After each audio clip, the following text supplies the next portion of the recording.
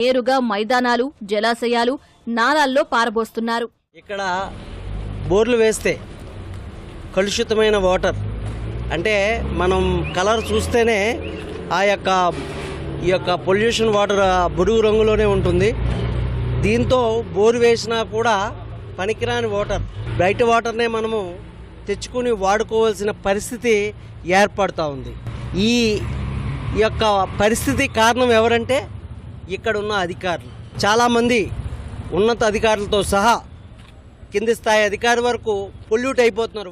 అనారోగ్యాల పాలైనప్పుడు ఈ యొక్క డాక్టర్ల దగ్గరికి వెళ్తే ఈ యొక్క ప్రాంతం నుంచి మీరు ఖాళీ చేస్తేనే మీరు మీ యొక్క ఆరోగ్యం మెరుగవుతుంది, లేదంటే ప్రాంతంలో ఉన్నన్ని రోజులు కూడా ఇదే విధంగా ఉంటుందని డాక్టర్లు హెచ్చరిస్తూ ఉన్నారు.